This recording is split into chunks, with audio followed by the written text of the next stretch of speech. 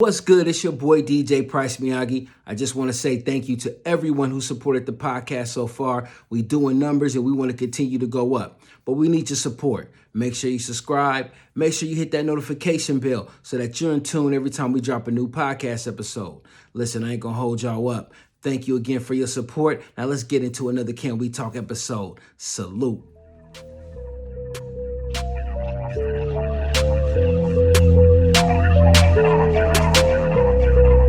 Niggas love the pussy and the jury and the cars. Niggas love the pussy and the jury and the cars. I'm flying through the stars, somewhere on my way to Mars. Trying to duck a charge, I done had enough of bars. Nowadays I charge every time I spit some bars. Everything's been different since I told you I was God. What's good? And we back with another one. You know what it is, your boy DJ Pryce Miyagi, and I'm back with another Can We Talk podcast. You know how we do it. Around this time, we about to get it in, and I got a special guest with me. I got a special guest with me, man. I got one of Portland's own, legend in the town. Y'all know what it is, man. Y'all show some love for my guy, Kenny Kenny Mellenium in the building, man. We in here, man. We got the church in the building, man. What's good with my guy? Hey, man, how y'all doing out there? You know what I'm saying? I'm glad I'm up in this joint one time. Man, we glad you here, man. We've been needing to get you on this podcast, man. I'm glad you showed up, man, and we're going to talk about some things today. But before we get into everything, man, I kind of want to start from the jump, man. For people who don't know, I mean, you must be living under a rock if you're from the Northwest in our region. But for people who don't know, man, I just want to kind of get into your story. So let's talk about, man, where you from, man. You born and raised from Portland? Your parents from Portland? Did you migrate here? Nah, I'm born and raised straight from Northeast Portland. Okay. 20th and Fallon. Okay. 8th and Shaver. Okay. 10th and Prescott. 16th and Almerda. Talk that talk. That's Portland talk right there. What high school did you go to? I went to Benson for a year and a half, you know what I'm saying? Okay. Techman, but you know what I'm saying? You know what it is. Okay. Them demos, baby. Demos man. It's generals over here, man. Demos for life, you know what I'm saying? Demos for life, bro. You know what I'm saying? It's all good, man. So that's love, man. So that's cool. So just kind of getting to your story, man. I know, you from the town. You grew up here, man. And I kind of want to just kind of go into the relationship that I have with you, even from a distance. So I grew up on Portland hip-hop, man. I was one of them kids that sat up at late night on Sundays recording K-Boo, man, playing it on my Walkman the next day on the way to school type. And man, you was one of those pioneers, man, one of those leaders of that new wave that really set the tone for the town. You know what I'm saying? You had a different sound. I mean, you was, coming with heat. You was spitting, you was lyrical. So I just kind of want to know, man, what brought you into rapping? What got you started with rapping, man? And how'd you even develop that style?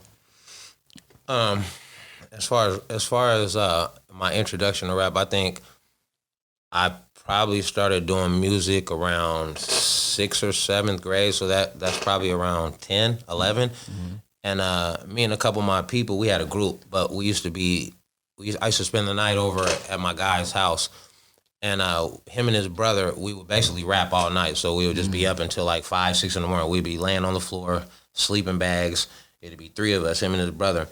And we would just rap. And the crazy thing about it is, and that's how you know how stuff really went sideways, because the thing about Portland is a lot of us, basically the black community is really a tight community. Mm-hmm. Whether we act tight or not, we're a tight community. And so we don't always hold hands with each other, but it's because we don't want to, not because, you know what I'm saying, it's not possible. Right. Because the black community is, everybody knows each other. So there's only 1 degree of separation in this black community. Facts. You're not gonna, somebody isn't gonna be like, well, you know somebody, man, I don't know him. Well, you're gonna know their cousin or their brother. You're gonna say, well, what about them? Oh yeah, I know them. That's 1 degree of separation. You're not gonna get 20 degrees of separation in our city. That's a fact.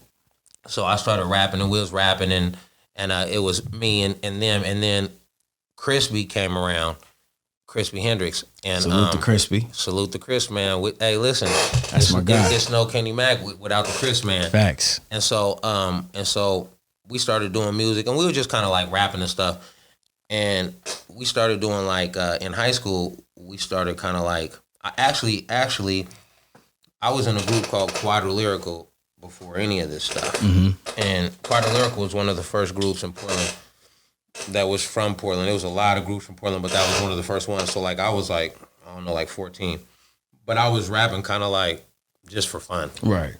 At the house.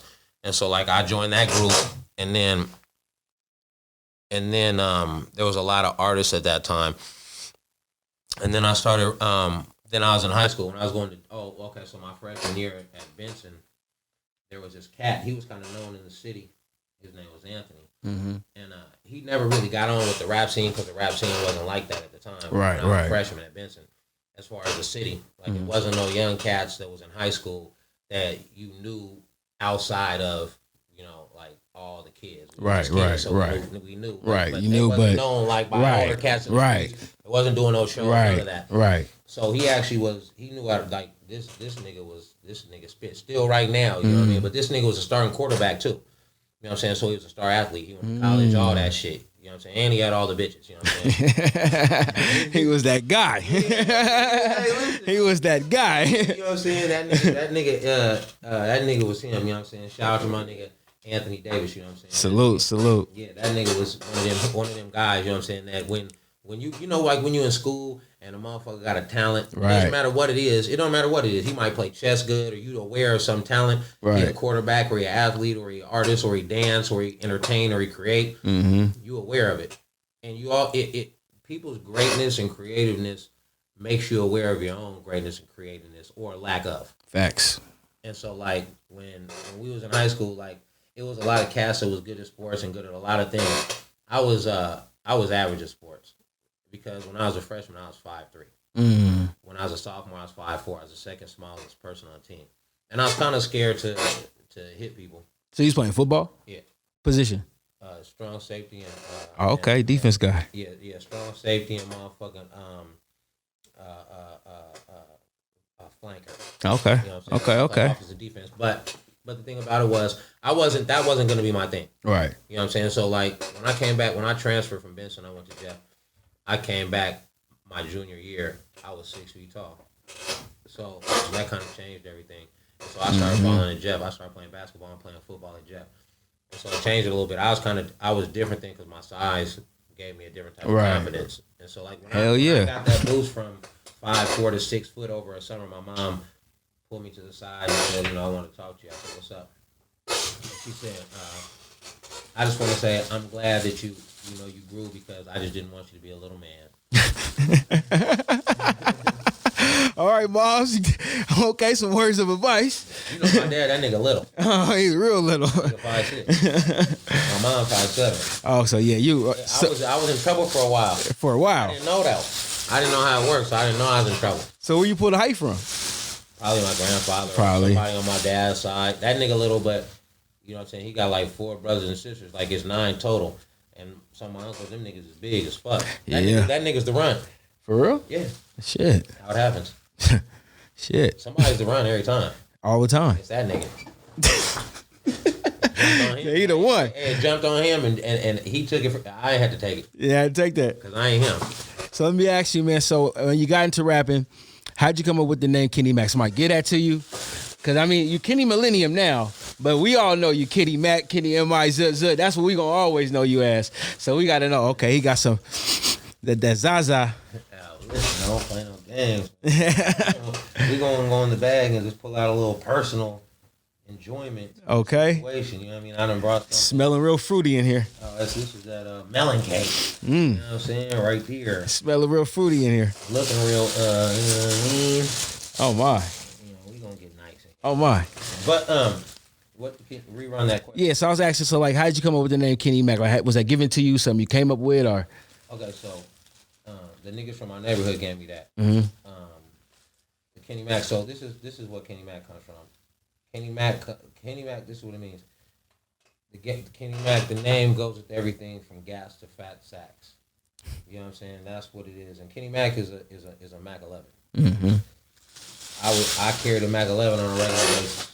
So the niggas from my neighborhood called me Kenny Mack because I kept my Mack 11 on me all the time. Talk that talk. Talk that talk, man. That's dope, man. So let me ask you. So now you're in the music game, man. So what was like your first big break, or just really like first move that's like, okay, yeah, I'm on to something here. This is about to move for me. Because I didn't see you run with Cool Nuts. I didn't see you run with different people in the town that's, prominent in the town in this music thing. And it seemed like all y'all was kind of like vibing together. But like, what was your first move that was like, okay, I'm on to something with this? We was doing concerts and like it was me, this cat named Spank Dog. We had a group. It was called Criminal G's, and it was Crispy Hendrix, and it was this other cat. His name was Lil Brome. We all went to Jeff, and so and plus we all fuck with each other. Now, we was rapping and stuff, doing shows around the city, and I remember Cool Nut started popping up at our shows, and so like he was popping up at our shows, and then he started talking to niggas like, hey man, y'all should come, chop it up with a nigga and talk about this music shit. So niggas was like, he came to a few shows, so we like, all right, cool, it's all good, we gonna slide through and see what he talking about. So I had been fucking with this group called 503. It was basically Darren, Linnell, you know what I'm saying? They was real hot in the city. And so so they was real hot. And so I was like cool with them niggas, and then kind of like I had got involved in the streets real heavy. Right. And so once I got involved in the streets, it was just like I was having my own money, so it wasn't really a money thing that I was looking for. We were looking for more of maybe guidance, because when we went to our first song that we recorded, kind of real song, we recorded this nigga's name was Sky D, and he lived on Fremont. Facts, because I did my first recording at Sky D studio too, upstairs in the attic. Yes sir. Okay, salute to Sky D. So he lived on Fremont. You know what I'm saying? By the homie's house. So like he would always try to get over there. He would always try to get us over there, and so I really didn't go over there a lot because my nigga lived up there, but like that neighborhood was kind of like a Crip neighborhood. So right. It was like, facts. You know what I'm saying? So I really wasn't like, I didn't want to park my shit outside of there because you know what I'm saying, it was kind of whatever. Right. And so we went over there to record, and he was a producer, so he produced music. So we knew that. So he was like, come bro, like, you know what I'm saying? He was cool with Spank Dog, because Spank Dog lived right up the street, because his brother was from that neighborhood. You know what I'm saying? And so so he kept trying to get him to get us to come over there. You know what I'm saying? And he was cool, I think, with Crisp. And then I seen him a couple times. He's like, man, y'all should really come over. And I'm like, you know what I mean? So I'm like, it's cool. So we slid over there. So all four of us upstairs, right? And then he's up there. So he got the keyboard. And the nigga like sitting there, he's like, okay, y'all, I've been waiting for y'all to come over here. So I'm like, all right, so we gonna make a song, right? I'm like, all right, it's cool. So he's like, all right, he leaned back, he scooped back from the shit, and he's like, all right, y'all go ahead and do y'all thing. Right. Like what? Nigga, you a producer, you told us to come over here. Right. And now, nigga, you like do y'all thing. So Crispy's motherfucking ass jumped on that motherfucker and did his motherfucking thing. Salute to Chris. You know what I'm saying? He made a song. Our first song was called Boom Bam Bit. You know what I'm saying? And that shit came out, and that shit, everybody had that shit. And we had a show at the Roseland. And this is like, honestly, this is probably the first moment. This is the first moment. So we had a show at the Roseland. I forget who we had the show with. I don't remember none of that. Right.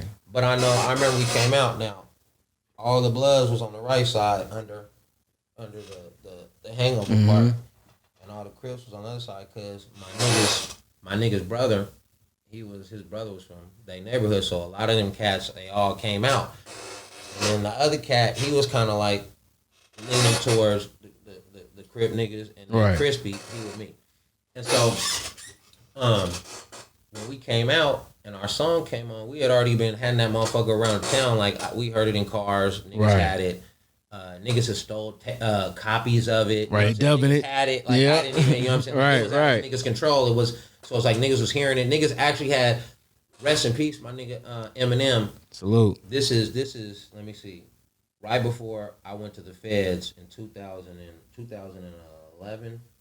Right before I went to the feds in 2011, I jumped in the car with this nigga, and the Haitian one, and this nigga had my original copy of that recording with 4 songs on it. My original one. It was my original one, the first one I ever had. And this motherfucker was sold, and I was like, bruh, and it was a tape, and I know it's mine, a cassette tape. So how'd he get it? How'd he get to it? I mean, one thing about the Haitian one is he was honestly, he was like probably one of a nigga's biggest supporters as far as like real cats that was in the streets, really living their life, really, that's what they do, respected. He was like one of the first ones that he took my shit cross country. He took my shit cross country. Every time he went cross country with his situations, Anytime he send his peoples, his goers, he going cross country. Whether in DC, I done been with that nigga in DC.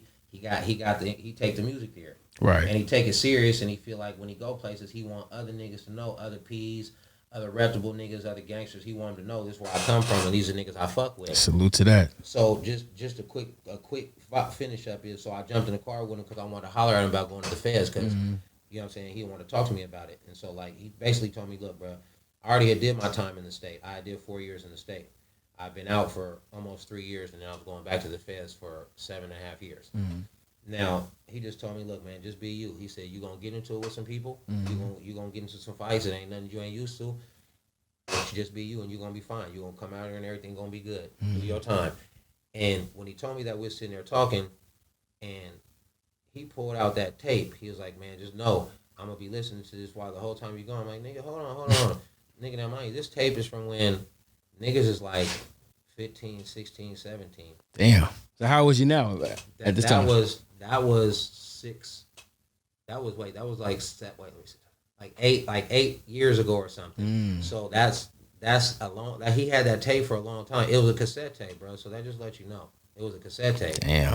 All right, so I said, bro, that's my tape. It was my tape from my mama's house. I stole that tape out my mama's cassette pack. I know the tape. Right. The first one we ever had. That's crazy. This nigga damn near, I said, yeah, bro, that's my tape. He was like, so what you trying to say? I said, nigga, I'm telling you that's my tape. Right. You know what I'm saying? I said, I'm telling you that's my tape. He like, so this nigga take his seatbelt off, right? This my nigga though. You're right. He take his seatbelt off and he opened the car door and get out the car. He said, so what are you trying to say?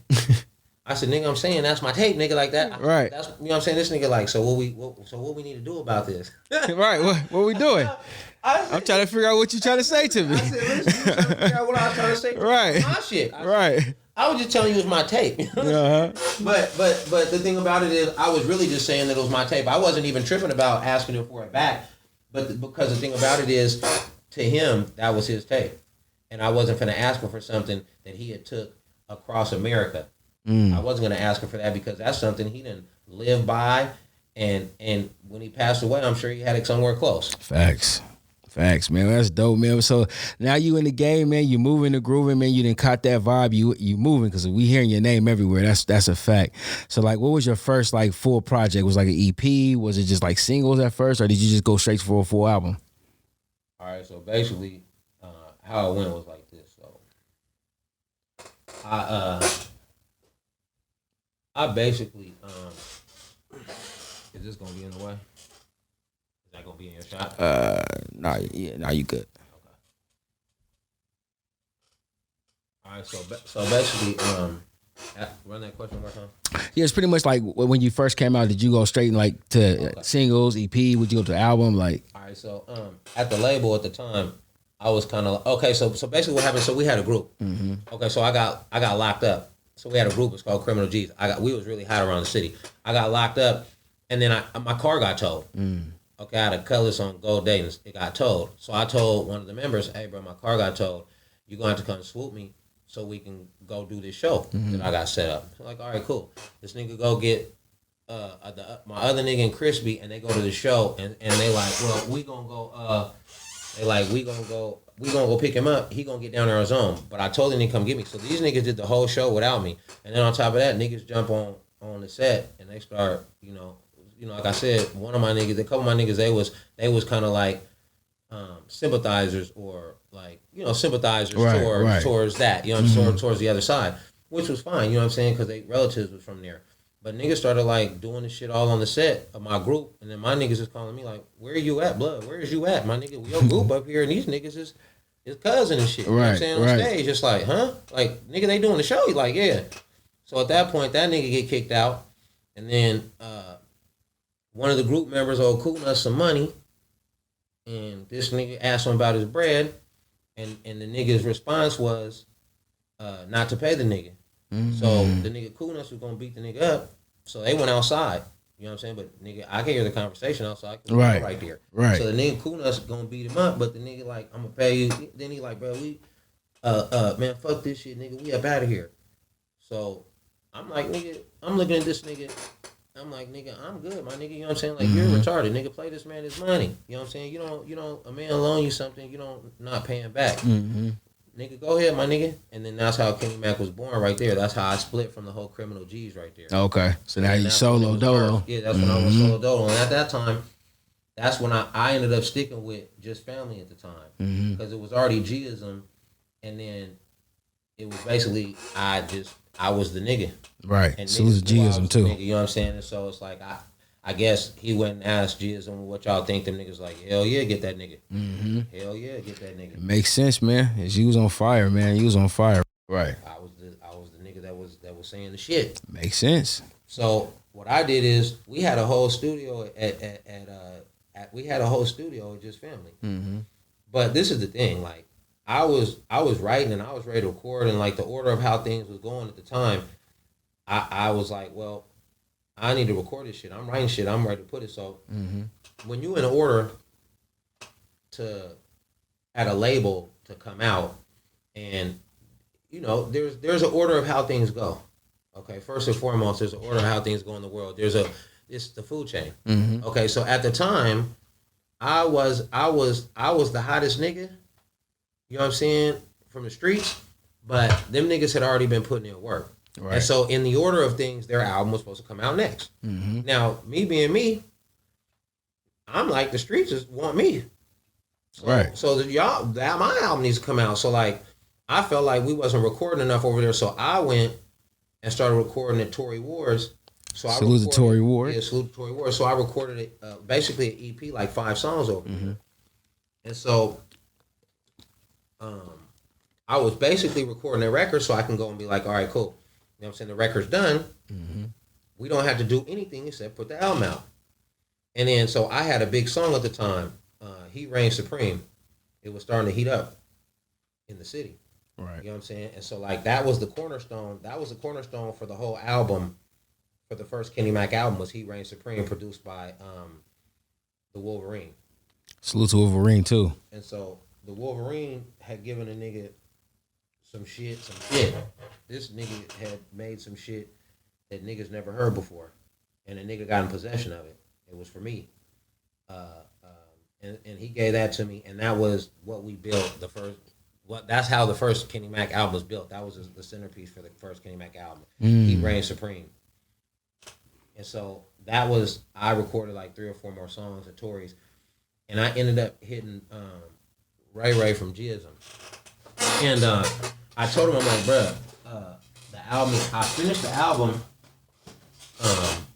I'm finna go take it to Coolness, you know what I'm saying, and turn it in. And so, like, I was already ahead of niggas for real, because I already had a whole album ready to take it and turn it in. See, really, when you on a label and you sign to a label, like, your assignment is to get your album done and turn it in so the label can put the label out. Right. Okay. So make sure y'all hit that share button too. Hit that like, hit that share button. Don't just be looking while we cooking. Okay. So I remember, so I let him hear the record, and so I'm on my way to down to Coolness just so I could turn the record in. You know what I'm saying? So I get a call, he's like, hey, slide through. I'm like, oh, it's all good. You know what I'm saying? I'm about to come down there anyway. You know what I'm saying? And so I get down there, and nigga hit a nigga with an envelope. Poof. So I open the envelope. You know what I'm saying? So basically, you know what I'm saying? That was the severance from Just Family right there. Oh, okay. Okay. And so he paid you to get off the label? No, I didn't pay. I didn't get paid to get off the label. Oh, just envelope saying? That was a paperwork saying, you know what I'm saying? Like, we parting ways. Got you. I didn't get paid to get off the label. Okay. So it's just like, we're done. But you just did the album for the label, right? Yeah. And you turned the album in?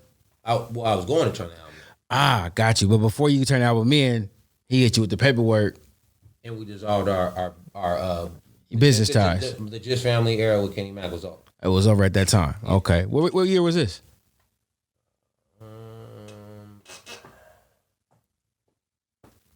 98. 98?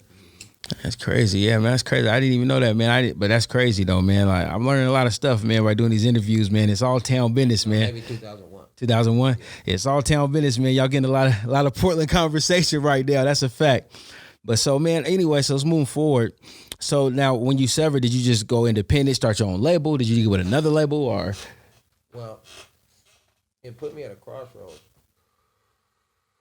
Because the whole reason I ended up at Just Family is because I needed guidance in certain parts of music. As far as talent goes, yes, but talent is 10% in anything you do. That's a fact. I don't care if you build houses with your hands. If you can't get your business side of your business done, then your talented hands ain't gonna get hired. Ain't gonna matter. They won't get hired. Ain't nobody hiring no talented hands that they can't see that are talented. Nah. Ain't nobody handing you no money for some unproven talented hands. That's a fact. Word of mouth don't mean nothing unless that's a jewel. Results. That's a jewel. Results. Everything is results based driven in business. If at the end of the day, if you go to somebody, be prepared to sell yourself, but be prepared to give the results, because once you sell yourself, they want the results from the selling of the product that you're telling them you can produce. That's a fact. Results hold hands with deals that are sold. That's a fact. So that's dope, man. So as far as that, did you drop an album independently at that time, or you just was like dropping singles, or? So the album was done, and it was an EP. Okay. And so I was basically like kind of thrown off because I was in the streets a lot. So, well, I mean, I was in the streets every day, and so I was kind of thrown off because I was like, the business side of it is different. When you get presented with the business side, that stalls a lot of niggas out. Facts. You know what I'm saying? Like, cats don't complete the business side. That's where people come up short at. It's actually better to come up short on talent. You can work on talent and have good business, and you can get over. It's a lot of people that do music right now that people don't really say they like their music, but they're making a lot of money because they're doing good business. They make the right business moves, man. And you know what I'm saying? They get the right push behind them because they business savvy, they grinding, they putting in the work. Like I say, you say talent's only 10%. You still got to put that work in, man. You got to. That's just mandatory. That's a jewel right there for anybody listening. He ain't lying. You got to put that work in, man. And you got to have your business savvy up to par. Work times effort equals outcome.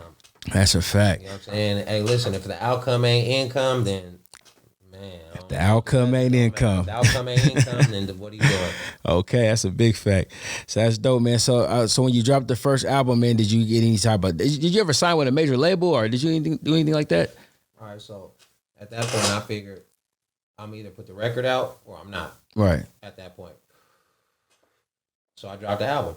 Put it out, ran through CD Baby. And it was in all the stores. And I remember the moment when I knew what time it was. I'd be out the clubs a lot anyway. I was always the person that was out the clubs. And I was like, I was young, so I was downtown at a club called Oxygen. And I pulled a parked around the corner and I came up. There was a line around the corner. And I had a chick from Vegas that I was cool with. And she was finna meet me there. And so I had pulled up. Security seen me walking across the street. And they was like, oh, hey, Kenny Mack. All right, come on. And I was like, oh, yeah, okay, cool. We finna get him in the back. Just get him a table in the back real quick. It's like, yeah, come on. And as I was walking up, the chick supposed to meet me, she was in line already. She like, hey, I'm like, oh, come on. You know what I'm saying? So her and her friend came, and they was from Vegas. And so, like, we slid on in, got a spot in the back. That's when I knew what it was. Because I had He Reign Supreme running on the radio. It was on the radio. And so once He Reign Supreme came out, and the city heard what time it was, everybody knew. And so it was just like they knew. And so from then on, I knew. So you was on the moving. I'm getting in every single club, taking 30 of my people in every single club. If you're an artist in your city and you can't go into clubs and your name don't at the door don't mean nothing, I take other artists in clubs with me. I take artists from out of town that's big niggas with names in clubs with me. Talk. In Houston too. Houston niggas come in clubs with me and be like, damn, my nigga, how are you getting up in these clubs? You know what I'm saying? And we from here. When you come in, they yelling, the church, and Mellenium's in the building in Portland, and they from there, nigga, because I'm from Portland. That's how we do it out here. It's a fact. Talk that talk. So, man, speaking of, I wanted to kind of switch gears here, man, on the conversation. So, recently, actually a couple interviews I did, one with Brotha Love and another one with EA. And, I mean, you already know what's going on, and you know what's moving and grooving with that. They said some things, you know what I'm saying, to defend themselves about you saying on another podcast that, Love is a snitch. And that, EA and him was snitching and they was telling. And, at the time, even when I asked a lot of people about this situation and I asked them, have you seen paperwork? A lot of people say they never seen paperwork, even though you have paperwork on one of your albums, you know what I'm saying? But a lot of people haven't seen the paperwork. So a lot of people kind of is going off of what they're hearing in the streets. Now, we've heard your story and your side of it, but I just kind of want to break down from the beginning, how did that all start from your point of view? Because I haven't had you on my platform yet, so I kind of want to let my viewers know, you know what I'm saying, from your point of view, how did that whole situation even start from the gate? Well, number one, I'm gonna keep this shit short because I got a lot of good stuff to say, and this is some stuff that's it's the truth. I can speak on things. Anything that I do in my life, I can speak on. I can say it twice. If I said it, if I don't speak on other people, but if I do speak on something, anything I say to anybody, you can go tell them I said it, and I said it. And when they come to my face, or you can go get them, I said it. I said it once. I said it twice, and that's what it is. If I say it, I display it. Now, first and foremost, all my paperwork is straight. You can go run my name, go spend the $150 with a private investigator, and you can go run my name. It's not hard to find. And you can run mine, and my name gonna come back clear. All the way, from the very beginning, from jump. Now, that's my character. My mama gave me that character. I'm gonna just go ahead and rock with that. That's how I roll. Now, I was involved in the shooting. Somebody owed me money. They played me close, and some shit happened. That's what the paperwork says. When the shooting occurred, the person that supposedly got attempted murdered on, they went and told. They took their baby's mom and their uncle down there. They went to the grand jury. They sat on the grand jury, and they testified against me. They got me indicted. Now, this is the thing. This right here, this is what you call paperwork, okay? This is a report. This is paperwork, you see. Now, this right here, this cost me a chunk of my life. This is the real paperwork. And so, like, I had did an interview because somebody asked me about my life, because my life is my life. And when they asked me about my life, that subject came up about me being locked up and coming home. And, you know, it's not like I run around and talk about it because everybody knows what happened, even though people pretend they don't because they want to hang around people. Have you ever heard the saying, you are what you eat? Well, the people that you hang around is what you are. So if you hang around burglars, you're probably a burglar. If you hang around, you know, basketball players, you're probably a baller. You know what I'm saying? If you hang around hitmen, you probably is a hitman. If you hang around gangsters, you probably a gangster. So that's how it is when you're in the streets. When you be around certain stuff, you be around certain stuff. So some people hang around people and don't be that. It'd be a lot of sheeps hanging around wolves. True. And so basically, I did a concert for somebody. I did a concert for Sister Love. He owed me money, didn't pay me. I gave him, we had a transaction that happened between us. He didn't pay me. I got on his helmet about it, which he says in the paperwork. He told a story on the podcast, which is fine. It's his story. If you watch the story, it's a bunch of lying. He said he didn't never tell, but he said my name over 150 times. The paperwork's right here. You know what I'm saying? Paul Knowles Jr., he's a rat. You know what I'm saying? Y'all run around here calling him the mayor of the city. Only mayor I know to be the city is Big Tay, the mayor. That's the only Salute to Big Tay. Salute to Big Tay. You know what I'm saying? That's it. Big Tay, the mayor, is the only mayor. Paul Knowles Jr., he's a snitch. He told. He has his name and paperwork. It's right here. Do you read his name? Paul, that's what it say. Paul Knowles Jr. It's in the paperwork.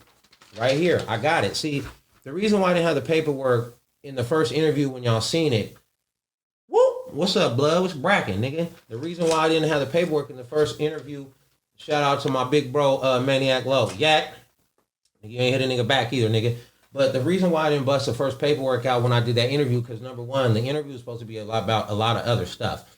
Now, it got brought up a couple questions. I didn't have the paperwork because it was COVID-19. And so I couldn't go to my mom's house. I couldn't go to my mom's house and get the paperwork because I was flying on planes and I didn't want to endanger my mom's life. So this is the thing. People thought because I didn't come with that paperwork that it didn't exist. So it made niggas feel comfortable to jump and do interviews and say things like if the paperwork never exists and I'm a liar and I was crying and begging niggas. I never begged anything. I paid a nigga not to tell because niggas told on me. I was dealing with niggas that went to the grand jury and told on me. It's in this paperwork. I paid niggas not to tell on me, but it was too late. They already told. So in a nutshell, that black and white don't lie, man. I got that black and white right here, man. Now, this is the thing. People don't understand. When somebody tells on you, I went to prison twice. So him telling on me means I have points when I went to the feds. That means I couldn't go to any camps. That means I got longer time. He had a restraining order on me. I couldn't be within 1,000 feet on me. And if I went to 1,000 feet of me, they would arrest me. That's what the federal people told me, period. That's what the state people told me. That's what the counselors in federal prison told me. Do not go within 1,000 feet within these people. Otherwise, we will arrest you and we will talk about it later. That is a fact. That's what it is. So what Love said too is that they said that didn't happen. That you said he went down there with his relatives. He said he didn't go down there with nobody. He didn't do the grand jury. When they asked him to point you out, he turned around and said, "I'm not doing it and I'm leaving." That's what he said in his story. So he said he never really told. He also said that, y'all was all both working together and to get him off, like you said, saying, and, he wanted more money, but you didn't pay it. So, he just backed out the whole thing. Now, my guy's getting his paperwork together. It is paperwork. It is paperwork. It's paperwork, man. It is paperwork. Listen, it's paperwork. Y'all know what this envelope is? This come from my attorney. His name is Wayne Mackeson. I'm Kenny Mack. He's Wayne Mackeson. All right, I got all the paperwork on all these niggas. You got niggas jumping on interviews and spelling their name Eric Allen, ERICKALLEN. But on this paperwork, clearly, his name is spelled ERIC. Your mama spelled you ERIC, nigga, Allen. Nigga, but you don't want people to know your real name because that's why you present yourself with a different name. But your name on this paperwork is spelled ERIC. Did you read his name to be spelled ERIC? It was ERIC. That's a fact. ERIC. I know the nigga's birthday. I know the nigga's Eric Dwayne Allen. Joseph Anthony Blake. I don't want to, Paul Knowles Jr. I don't want to know you niggas' names. You know what I'm saying? Now, this is the thing. I got all this paperwork. I never gave one interview. This paperwork is from everybody else giving interviews. I never gave one interview. You know what I'm saying? None. You know what I'm saying? None. I ain't gave none. So was it true that you, EA, and Brother Love had a plan? This is what happened in a nutshell. Okay. EA decided because he had a dope case. This nigga had a drug case and he was trying to get off the drug case in Bend, Oregon when he got caught with some drugs in his engine. So he's trying to get off on that. So he tried to tell on me. What he did is he went into the gang task force. Elmore went in there and told on the whole situation. Nigga, I'm a felon in the streets, nigga. You went there and told them people that I had a weapon. Okay, so, and mind you, I got about 2 more minutes of this shit, then we're going to get back to this money. Now, they were after me looking for me. My people called me and told me they had my picture looking for me. I went on the run. I was on the run for 2 years. You know what I'm saying? When I got back, they called me. All the paperwork came out. Everybody told. They lied and said they didn't tell. They did. And basically, I paid for the rental that got shot, and I paid niggas some money to be quiet and change their story. Niggas sat on the grand jury against me. There's no change in the story. The DA said, we don't care if niggas change their story or not. We gonna bring a grand jury up, which we never do. As soon as they testify and try to lie, and Eric Allen didn't have nothing to do with it. He was telling the whole time. He gave 2 interviews. He gave one, then I caught him on a phone call and told him, nigga, we was gonna have a talk. And then he gave a whole nother interview, nigga, and told everything. And put the 10 on the 2 trying to get my bail revoked. Oh, wow. Yeah. So you said they went to the grand jury. So let me just ask you this. So they went to the grand jury because they said they didn't hit the grand jury at all. Okay, so I got indicted, so that's not true. Okay. But you hear, this is Mr. Allen. Allen told me he had information that would be important to my case involving Kenny Mack. Allen is talking to Sergeant Elmore. Sergeant Elmore, you know what I'm saying? His name's on here. Now, why would he be telling anybody that he had information? Anybody that tells somebody they got information, the only people that have information to help that would be important to a case involving Kenny Mack. The police said, I asked Allen when he said Kenny Mack, was he referring to this person? That person is me. Right. Allen said that Kenny Mack is his street name and his real name is this name. I asked Allen if the case he was referring to was the shooting that involved me and Anthony Blake, Sister Love. Allen stated yes. That's the case I'm talking about. There's a lot of drama in the streets about me being a snitch on this case. I want people to get this straight. I was not part of the shooting, and Kenny Mack will have to handle his own business on this. People are being threatened, and I don't need this drama. He's talking to Sergeant Elmore. That's what it says in black and white. This is paperwork. During this course of investigation, I was contacted by an individual by the name of Eric Dwayne Allen, male black. That's his birth date. Eric Allen is the business manager for Yenon Record Company, located at the address, Martin Luther King Boulevard. Allen contacted my office in reference to the shooting that occurred involving me and Joseph Anthony Blake. During my conversation with Mr. Allen, he told me that he was more a liaison between the two, Alan told me that he had been in contact with and was in continual contact with me, that's me, and that he wanted to talk to me about a situation. Alan told me that he had also had a conversation with Anthony Blake in reference to what happened and that both of them wanted the situation to just go away. Alan expressed to me that he could not believe the two of them were involved in such an incident. Now, mind you, he's talking about me doing a shooting. Right. This is all about me doing shooting. Now, we have pages. I was contacted. He contacted the police. You know what I'm saying?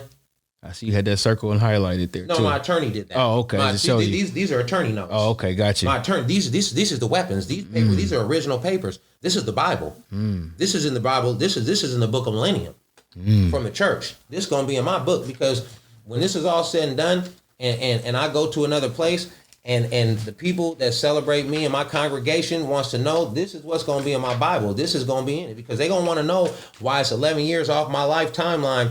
You know what I'm saying? Why the black God had to go sit down when I do nothing but do good stuff for my community, and people who don't do nothing, you know what I'm saying, want to send the people that do. Now I'm not perfect. I've been a lot of the things that, you know what I'm saying, the community doesn't want in the community. But I always make sure my people is all right. And I don't ever tell on nobody and send nobody to prison. You know what I'm saying? Yeah. This is you know what I'm saying? You know what I'm saying? This is all the paperwork. These are niggas' names. These are their interviews. These are their interviews. This is his baby's mom in here. How does baby's mama get there? You know what I'm saying? Yeah. Because he was very upset and he told her Kenny Mack had tried to kill me. That's what it's saying, black and white. I didn't make this up. I can't make this up. You know what I'm saying? They told on my family member, you know what I'm saying? You know, we got black pictures in here. They got pictures of niggas. You know what I'm saying? They got, you know what I'm saying, all the paperwork. We continue to press Blake for information, and Detective Musgrave also wanted to revisit and confirm the location of the suspect vehicle during the shooting. Blake told us that initially he had been blocked into the parking lot. He had been blocked into the parking lot of the barbershop because the white Ford Explorer was in the middle of the entrance of the parking lot. Blake stated his car was in the parking lot, blocking me from leaving. Blake told us that his car was parked on the west side of the parking lot, and that at first he and Kenny Mack were arguing near the entrance of the parking lot. Blake told us that when Terrence Atkins told them to stop arguing and take their argument somewhere else, Blake told me that Kenny Mack followed him to his car and they continued to argue, but then he thought Kenny Mack was trying to bait me into coming back to where the Ford Explorer was, but I wouldn't do it. I just got into my car. Okay, here we go. Let me see. During this portion of the interview, we found some inconsistencies in what Blake was telling us in reference to the physical evidence and what he told hosts. Blake told us that Kenny Mack pulled out of the parking lot, was on 14th Avenue, and then turned in the direction of northeastern Alberta, northbound.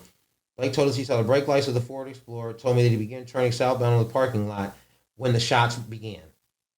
Blake told us that the windows broke and he heard shots passing his face and the rounds hitting the van. Blake told us that, let's see, hold on, we're gonna get this good stuff out because we got about 2 minutes. Man, listen. Done with this.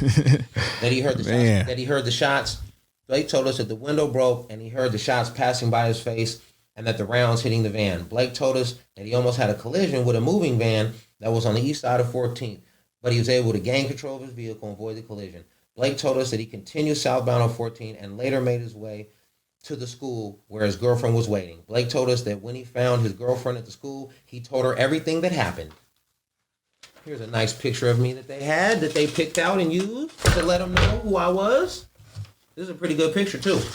And you know the crazy thing about it is I got this Gucci rag on in this picture. I got this same Gucci rag on in the car right now. That's hella crazy. I didn't even know this picture was in here. Yeah. I got all the paperwork. It's here. And people sit on TV and they tell lies for no reason. And this is the thing. I'm a businessman. My name ain't on no paperwork. It ain't a nigga out there. It ain't none of you good black men that got a piece of paperwork that I done told on interview. Now, when I say it ain't none that exists because I've never gave one interview with the police. Not one. They bring me in. I just don't talk. Only time I record is in the studio when I go to the Yo. And I told him that before. Turn that button off. Because we ain't doing no songs up in here. But all cats be doing songs. OJ's, 5 Heartbeats. Y'all know what y'all be doing? Mason them. Y'all niggas be in there singing group songs. That's crazy, man. Well, I mean, you brought the paperwork, man. I seen the names, man. That was official, official statements. I can't say I didn't see that. But with that being said, man, and like I said, I asked them fellas the same thing, man, because I mean, I know y'all all passed it. I mean, it's been some years ago. I'm sure, at this time y'all could probably never sit in the same room. But I mean, for you, is this just a done deal? You over the situation? Bracken. Hey, shout out to Mr. Chuck. You know what I'm saying? If y'all want to go get y'all car detailed, I took him. I'm in town for a day. I took my pop's car over there. That joint looked like a meth lab in his joint. You know what I'm saying? I took it over there. He got that joint looking squeaky clean. It's outside too right now. Outside this interview, this is how I got this. Listen, this is my chariot to this interview. He cleaned up my pop's new whip, Chariot, and I brought this paperwork to you. And I also brought all these good business ideas. And this life, not this good game, but this good life I'm about to shed on y'all real quick. I'm about to bring this. That was the clean, detailed car at Mr. Chuck's joint. Y'all go to him, because if I wouldn't have got my whip cleaned up, that paperwork wouldn't have got to y'all. And you see how good I look. I look good. I look good, you know what I'm saying? Hey, whoever he's speaking to, he is plugging you right now. He's plugging. A good price. Salute, man. I got a movie of it on my page. You can go look at it. It's a high-power movie. I shot it. The church shot it. That's what's up. That's love right there, man. That's love. All right, man. So, I mean, like I said, I seen the paperwork, man. I seen the black and white. I can't deny what I seen. I did see the names, multiple names. But, I mean, like I say, now y'all older, man, and y'all got a lot of things going. You got a lot of positive things going right now. But I do want to put a cap on this, because we don't want to dwell too much on it. But, like, where are you at right now with this whole situation? I mean, basically, one thing people got to understand is when you do things, that's what you are. Mm-hmm. When you tell lies, you're a liar. When you steal, you're a thief. Mm-hmm. When you tell, you're a rat. Once you do these things, that's what you are. I don't want to sit up and discuss all the he say, she say about it. I'm just going to speak on the black and white. It's right there. I did what I did because somebody owed me some money. Mm-hmm. Got out of hand. I wish I could have took it back, but that's how life is. I wish it would have never happened, because a lot of stuff was affected by this. Right. A lot of people's lives was affected by this, and it wasn't worth it. It's never worth it, because I don't care how hard you are. Whenever this type of stuff happens, you're going to be sitting there with yourself, and you're going to have a talk with yourself. And I don't care how hard you is. Every real man is going to say, man, that was not worth it. Facts. That's a fact. And I'm glad you said that. Because the toll is heavy, and it cost me 70 bands. Right. And that was the baby food part of it. It cost my family all this time. Basically chewed up 11 years of my life, 13, 14 years of my life between the cases, because they affected each other. So as far as like, I'm busy now. Like, yeah, they told and they rats and they running around here trying to clear their name, but you can't clear your name that you uncleared. I didn't do it. I don't want to have to say that these dudes told. Right. I don't want to run around and make songs and videos, you know what I'm saying? Because nobody cares. Right. Everybody says they didn't see the paperwork, because that's the easy way for people to not feel guilty and still say I'm a real nigga, and I go to people's parties and put money in people's parties to tell on people. Now, I'm going to say this and I'm done with this. I'm going to never be cool with nobody that told on me. Never. Plan. Because when I went down, I heard niggas was laughing and thought it was funny. Yeah, it's all good. Real niggas. You know what I'm saying? Street niggas that should have never laughed at nothing like that. Right. But that let me know what I'm dealing with. But the whole thing is this. People can say they do or they don't, but it's in paperwork. My name is not on no paperwork. People told I'm done with it. It doesn't make me any anymore, because somebody said one time that I wasn't getting any blessings because I lied about somebody telling on me. But the truth of the matter is, if you pay attention, I'm getting all the blessings I'm supposed to. I paid my bill and I'm getting my blessings. But people who say people don't get blessings usually be the people that ain't getting blessings. Right. And on that note, that's it, man. We done. So let's move forward on that, man. Well, let me say this real quick. Go ahead. This is why I'll never forgive and I'll never forget. The day I got out of prison after doing 6 years total, I was on the run for 2 and I went down for 4, and I had to do 3 years of paper after that. The day I got out, my mama looked me in my eye and gave me a hug, and she cried and said, I finally get to get some sleep tonight. And I said, what do you mean? She said, I ain't slept for 6.5 years. I thought they was going to kill you when you was on the run for 2 years. And I thought they was going to kill you every single day in prison. So tonight's going to be the first night that I'm going to get some sleep in 6 years and some change. That right there touched me in a way. When you a real man and you let your people down in that way, that makes you feel away. That's why I will never forgive or forget. And I'm going to celebrate my enemies' downfalls, because that's what it is with me. And I expect y'all to pop champagne every time I go down. So my job is to stay on my feet. Stay on your feet out there, baby. It's real talk, man. Well, like I say, man, you said some real shit in there that I think a lot of people do need to hear. Especially, man, with the climate of our city at this moment, man, you know what I'm saying? And really think about what you're doing before you do it, because you don't want to be in a position to be like, damn, I wish I never did that. Ooh, it's costly. Man, it is. You know what I'm saying? And your freedom, man, and being with your loved ones is the most important thing at all times. Well, moving forward, man, so, I mean, you got a lot of good things going on. I definitely want to address that, man, just to change the mood. So I want to ask you, man, how did we come up with the name Kenny Mellenium, man? I got to know. All right, so I'm not even sure how I came up with that. It's just on my albums. I got a lot of different names. Machine Gun Kenny. I got a lot of names, a lot of sayings. It ain't cracking if it ain't Kenny Mackin. Okay. Kenny in my zizza. Famous. I got like real shit that niggas know history. My voice is a voice that people know. Facts. We got masks on and I be in places. I was in a dispensary and somebody was like, bro, you Kenny Mack, huh? I'm like, yeah. Like, yeah, I know your voice and I know your voice anywhere. Facts. You could put me on the other side of the room and this voice is known. If it comes on the club and you in another city, you don't know it's me off the top. That's a fact. That's a fact. Definitely a distinctive voice. Man, that's dope, man. So, Kenny Mellenium, man. So, what we got going on, man? I see you doing a lot of things, man. I see you got a lot of real estate things going on, man. Now, I know you relocated, so you down in the South moving and grooving, man. Let's talk about the church, man. Tell them about the church, man. Man, hey. You know what I'm saying? Listen, I got the Church of Mellenium. Basically, it's an organization that's set up to it's basically my belief system, truthfully. Mm-hmm. And I got a thing called a total package score. It's a way that you grade yourself in a lot of different areas of your life so you can put yourself in position to be successful. So with the TPS, I came up with it when I was locked up. I read a lot of books. I was looking at a seminar the other day, and information is important. And read books. I know you don't want to read, but read books. I've read thousands and thousands of books. When I was locked up, I went to college. I had like 8 credits to finish my degree. Mm-hmm. I'm a business psych major. And before I ever took a business course, it was boring in college taking business courses because I already knew it. And I went to Allen Hancock. I already knew a lot of the stuff. I learned a lot of technical stuff about business, but right. I knew a lot of the stuff because I was hustling when I was 8, 9, 10 in school, selling candy, running a ticket. Mm-hmm. I was running a whole book, gambling a book. You know what I'm saying? When we was in 6th, 7th, and 8th grade, when I was locked up, I had a store. I wasn't going to go there and be a customer. I can't be a customer in life. You got to sit down and take a piece of paper or your phone and write out all the things you do in a day or a week. And every time you spend money or money is going in between you and somebody else, how many of those times are you a customer? How many of those times are you a consumer?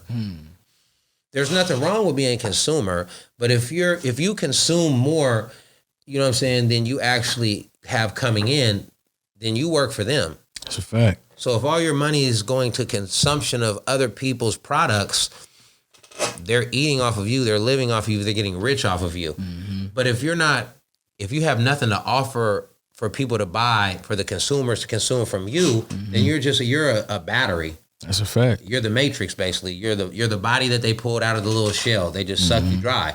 You go to work for 8 hours a day for 20, 30 years of your life to get a 401k in which they control it, and they tell you when you can take your money out of it. How are you going to give your money to people after you working hard in the cotton field? Talk. You getting whipped all day in the cotton field. You working overtime. You being a consumer 90% of the time. The money that you got put away is always being threatened by these policies that keep getting created by the leaders of these countries. He talking. You talking. You talking. This is the church right here, bro. This is what the church talking, is. Bro, you talking. No. Listen, man. I'm the deadliest weapon that y'all ever seen. Y'all don't even know. From the town, man, because I follow you on social media and I watch you, man. I'm talking about, I see you got the Airbnbs moving, multiple Airbnbs. We ain't talking about just one, multiple. Man, I see you wearing a lot of hats, man, and you always motivating people. Every time I get on there, I get on my scroll, I see you got a video up there. You're giving out game, man. You're motivating people, man. You're giving up good knowledge. You're dropping jewels almost like every day. Like, man, it's like what put you in that mindset to start doing that, especially using social media as a tool? Okay, so like, social media, in which right now my social media is kind of like, they don't really want me to talk on social media because I do a lot of stuff. Mm-hmm. Like the church got a lot of different stuff going on, in which I'm in plans, like in the back of my head somewhere, I want to procure a church, and I'm gonna open up a strip club and put it in the church. It's gonna be like 30-foot poles, all the windows. You're gonna be a church.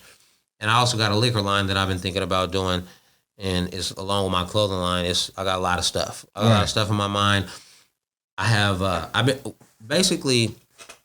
always been what you call a road warrior. A road warrior is somebody that takes their show on the road. Mm-hmm. A lot of artists, a lot of creators from our city, they don't take their show on the road like they should. A lot of connectors, creators, situationers, people of moves, grifters, people of these natures, you got to take your show on the road because you're only going to get so much more support from your city. We live in a city that has a small black community. The small black community is fractured and disjointed at that, and everybody is standoffish and professional postures. So that being, nobody is coming together and working together. Everybody's doing things by themselves because everybody wants the credit all by themselves. And that's fine. There's nothing wrong with that. But how many times do you see somebody win a team sport solo? Don't happen. You got to have a team. When you're the number one quarterback and you get drafted to the league, you're getting drafted to the top 3 worst teams in the league. Mm-hmm. You've been winning your whole life. If you're the number one quarterback coming out of college, that means you've been a winner on every single level. Facts. Okay, so you about to probably not be a winner on this level when you're the number 1 or number 2 quarterback if you go in the top 10 picks, because you're going to go to a bad, terrible team. They're only getting you because you're so good and they're so bad. Mm-hmm. You need people with you, a team. There is no... Look, Tom Brady ain't won no championships without teams. You will watch those games and you will see his teammates make plays that if they wouldn't have made them, he wouldn't have won. At all. Even though we beat them, we the Philadelphia Eagles. And you know why we've been losing? It's because people who tell them people wear the hat. They wear my Philadelphia Eagles hat. We don't want you in the Eagles nation. I went to Jerry Jones and you fake Cowboys. You know what I'm saying? I went to Jerry Jones, Jerry's World, and I sat in the 5th row. Them seats cost $1,800 a piece. Talk them. I didn't pay for them. You know what I'm saying? My sponsor did, but they were still $1,800 a piece, and it was my bread. But the whole point is, you know, if you really gonna do stuff, you got to do stuff. You can't sit around and pretend to do stuff. I don't want to watch the game on TV. I want to go to the game. I want to feel the whole experience. I want to enjoy myself. I don't want to just have money and put it online and show it. I don't put no. When somebody sees me, I don't put no money on my ear. When you see me sitting in the 5th row on the Eagles side in Dallas Stadium in Dallas, you see that's the money to the ear. Okay. That's the money to the ear. White people don't put you ain't seen no millionaires, no trillionaires, no billionaires, no gazillionaires put no money to their ear. You know what they do? All. They stand next to banks. They sit front row at the Blazer games because they own the whole team. That's what they do. They put whole stadiums with 20,000 people to their ear with hot dog vendors and valet outside and parking garages and whole organizations. They put it to the whole thing to their ear for fun. And that's one of their smallest holdings. Right. It's a fact. What made you move down to Houston, bro, in all places, man? That's one of my favorite places in my favorite cities, bro. Well, Houston is the 5th biggest city in America. The population of black people is glorious down there. It's great, facts, but it's a blend of everybody, and it's so big because the things that we go to, like you say, okay, cool, I want to go to the mall here. So you go to an area like Clackamas out here. Right. And they got a mall. They got a few things out there. They got malls like that, like in every suburb. Facts. Every like 10 minutes, they got these things. It's like you never drive to a part of the city and you can't get what you want. You don't have to go.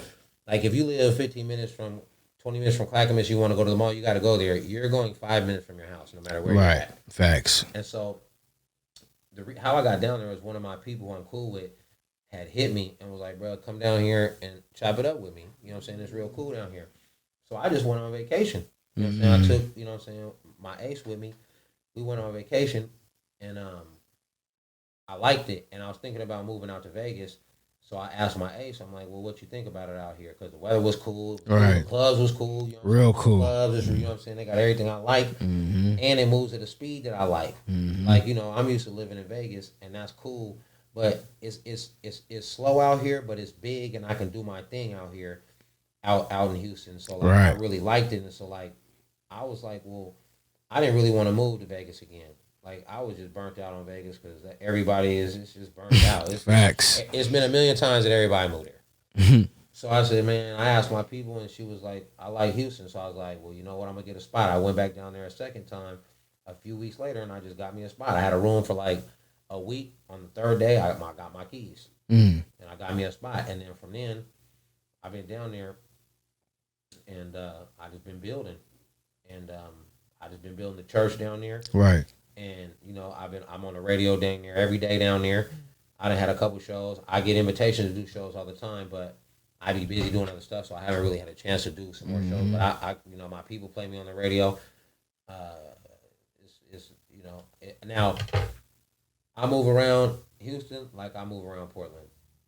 It's a fact. When I go to clubs, so even if they don't know me, I'm still going in. Right. Whether I'm gonna be in the skip line or whether it's like, oh yeah, you know what I'm saying, one way, I'm going in one way or the other. Right. It's like that's the thing that people gotta understand. And people from Portland, I appreciate y'all that came down there and booked my Airbnbs, because I've had 3 or 4 of my people from Portland come out and book my Airbnb. Makes sense though. And I'm not offering any subpar situations. I'm not offering. I'm from the town. Patronize me because I'm from the town. Right. No, I get patronized. We were just sitting here, and you just seen a call come for an Airbnb for $1,300 for 4 days. Definitely over a rack. That's a fact. Just sitting here having a conversation. That's a fact. So, like, when I say I run Airbnbs and I have a business partner, I'm not the weak link in the business. So I don't want nobody to think when I say I run Airbnbs, you know what I mean, that I'm the weak link. I'm not the weak link. I got a business partner. Our business is called, one of my businesses is called Urban Lux. We have we're basically a vacation rental company, and we have a lot of other stuff that we're working on too. We have courses that are coming up online, e-courses that are going to be coming up. People can subscribe to, and my business partner and me, she has a couple degrees. She hires and fires most of corporate America. She's young, black, and she's a businesswoman. And so I was blessed to be able to go into business with her because she elevated my levels in a lot of different areas. She elevated me in areas that I was going through the process of running Airbnbs and buying a property for business purposes in downtown Houston. The house index in Houston is dang near 0 to none. Anytime a house goes on, it's gone. Period. Now in downtown Houston, Midtown, they're not that place. Nothing is going to stand on the index. That's crazy. So she raised my levels in a lot of different areas because we all need understanding. That's a fact.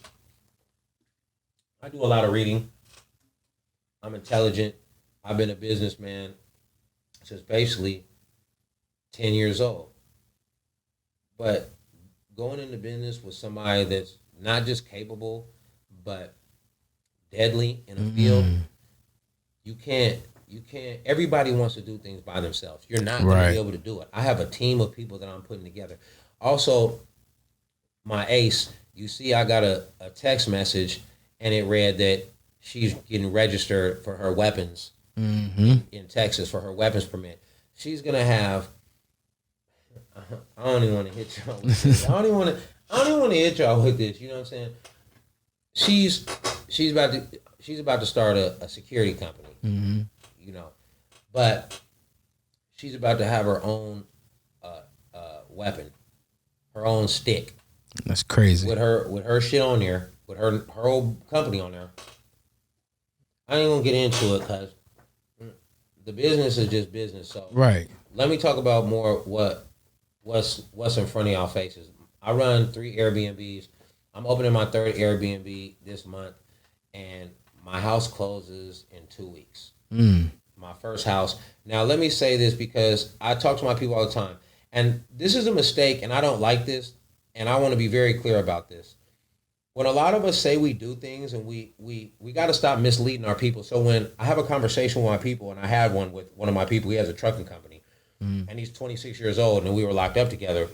He was in the feds when he was 21 years old, but he got out and he has 2 trucks, and he said he made 160 last year. It's crazy. Now, he partly drive one of the trucks, but he explained it to me, and we started talking about the Airbnbs and the property stuff. He follows me online, and he asked me about the house. He seen that I purchased my first property, and I said, yeah. And so he said, man, I want to buy a property, but anytime somebody starts talking about certain numbers, I get nervous. And I said, well, what type of numbers are you talking about? And he says, well, 20s, 30s, 40s, and well, no, he said 30s, 40s, and 50s. And I said, well,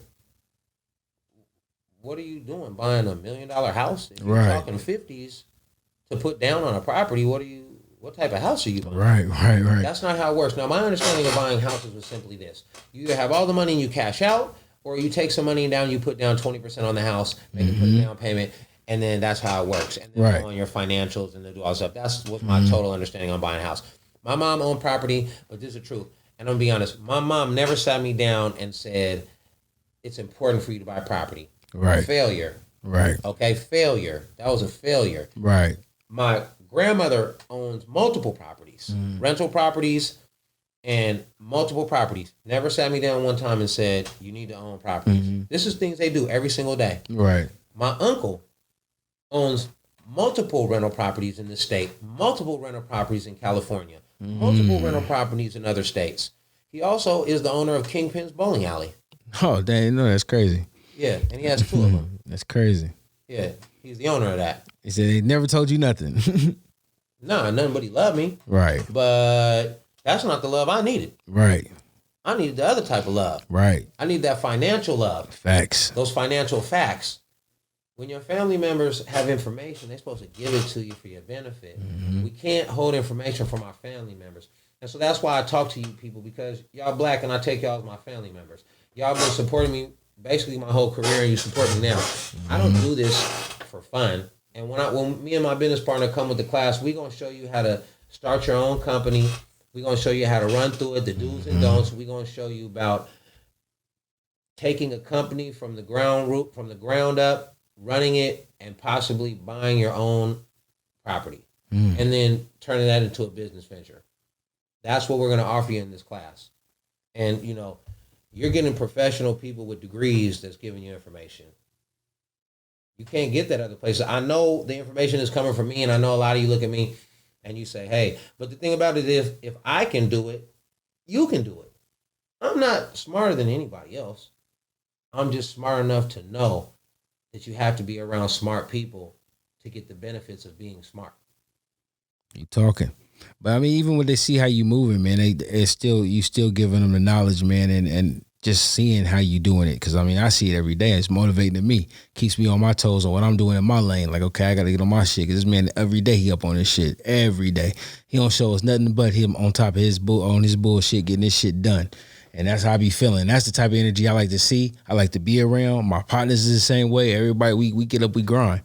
And I think we all need to see that, man. And I appreciate you for doing that. I think I commented on one of your posts, told you, man, keep motivating, man. I love seeing it. And I know a lot of other people do too, man. So don't stop that, man. I niggas saying, I'm going to stop giving y'all this, man. Don't stop giving us nothing, man. We can keep that moving, man. Keep that moving. Hey, what it is sometimes is when you give so much of yourself, and then a lot of times, and I don't really trip, but a lot of times people watch you and they talk about it, but people never just tell you, hey, man, I'm proud of you. Hey, I appreciate that. Hey, good looking. In the last week, I've had 3 people. One person from Portland lives in Atlanta. they hit me and said, "Hey, big bro, I just want to tell you, I've been watching you. I appreciate you. I'm about to get my first Airbnb." And I said, "All right, cool. I appreciate that." Then one of my other people hit me, and he was like, "Hey, listen, man. Actually, Marathon Tactical. He's from out here. If you want to get the situation straight and you want to get weapons training for home invasions or weapons training, this is who you want to go talk to. He's from Northeast Portland. He's gonna tell you the truth. He's gonna prepare you for the truth of life." Understand, we live in a time right now that the truth of life is important. This is not Candyland anymore, people. Not at all. You have to protect your herb, protect your family, protect your color, protect your situation, protect your religion, protect your belief. And you got to protect your family and your loved ones. If you need to figure it out, that's who you might want to go talk to. He's in Northeast Portland. He will help you protect your people. That's a fact. And salute to Jelani, man. He be doing this one too, man. Yes, he does. And yes, he do. If you don't, I was always taught, if you don't work, you don't eat. You know what I'm saying? Slow feet don't eat. You can't sit around and watch other people eat and think that you're going to eat off of their hunting. Right. People do. That's what they do. That's what they do. But you're taking effort that you could be putting into yourself. If you put 20% of the effort in that you put into sitting online and hitting like on other people and writing couples goals on stuff, why do you want to sit there and highlight other people's lives when you can have other people highlighting your life? That's a fact. That's a fact. And you giving a lot of game, man. Well, man, all I want to say, man, is for one, and like I said, what I do when I bring certain people from the town on this podcast, which I'm going to do many more as well. You know what I'm saying? I want to give my flowers to the legends from the city, the ones that put it down and has made an impact in the city, and you definitely one of them. And even to this day, you continue to motivate, even if it's ain't on the music tip, it's what you're doing, and you're giving a lot of game, man, and I appreciate you. And I'm going to say I'm proud of you because I am, because it makes me feel good when I get up and I see that motivation. That's the energy I look for. All the other bullshit I care nothing about. But when somebody's giving me that positive energy, I gravitate to that and I pull from that to keep myself motivated and pushing. So I want to salute you for that as well. But man, I mean, I'm glad we got you on the podcast. I got to get you back on the podcast because I know you got some stuff going. And, you know what I'm saying? We got a lot to talk about because you're still moving, you're still creating your story. But I do want to say, man, I appreciate you coming on the podcast, man, and us having to sit down on the Can We Talk podcast, man. You're a legend. And man, I just wish you the best in the future, man. Keep them endeavors going, man, and keep motivating us here in the town, man. Appreciate y'all. For sure. I do all this shit for my biddy. Y'all make sure y'all check out my clothing line, Christ Jesus. Talk about it. I got the new album coming out, Pandemic 24. I got about 6 albums coming out after that. I got a lot of music coming out. My nigga S-Dot got a big song right now about to come out with Rowdy Rich. I seen that, yeah. Yeah, we got a lot of stuff going on at the M over here. A lot of people doing a lot of stuff. A lot of my people, some of my people got billboards in the city. It's a lot of stuff, man. I appreciate everything y'all doing, and we're going to keep it pushing. I'm going to keep sharing these informational situations with y'all. I'm going to get y'all in position. I'm going to help y'all get y'all TPS in order, y'all total package scores. And we're going to move forward with this black table because this black table is a bunch of black people that's at a table that's making moves, not talking about not making moves or being upset at the people that make moves because they're not making moves. If you want to come to the black table, make sure you come to the table with an offering. Because the people at the table already have the table set. You don't get access to the table with a fork and a knife. Let's talk to them. We got those at the table. Don't bring a plate to the table. Bring the food to the table. We got plates, knives, and all the information you need. Just talk to them. Don't bring no nasty potato salad with no carrots in it. Bring that good, Talk to you. You got any websites you want to plug? Any social medias you want to plug? Yeah, you can go to I Am Mellenium. That's my I Am Mellenium. That's my YouTube. That's my Twitter. You can go to Kenny Mellenium. That's my Facebook. You can go to I Am Mellenium is also my Instagram. That's IAMMELLENIUM. And like I said, look for the new album on all streaming platforms. Pandemic 24. I got a lot of good people on there, and I'm him. Talk that talk, man. Well, I'm glad you came on. We appreciate having you on the podcast, man. We're going to keep this thing moving. It's your boy, DJ Pryce Miyagi. Make sure you hit subscribe on that YouTube. Follow us on all our platforms. We're on all the major platforms with the podcast. We doing numbers, but we need your support. So hit that subscribe, tell a friend to tell a friend, and we're going to keep it moving. You know what it is, your boy, DJ Pryce Miyagi. Let's go.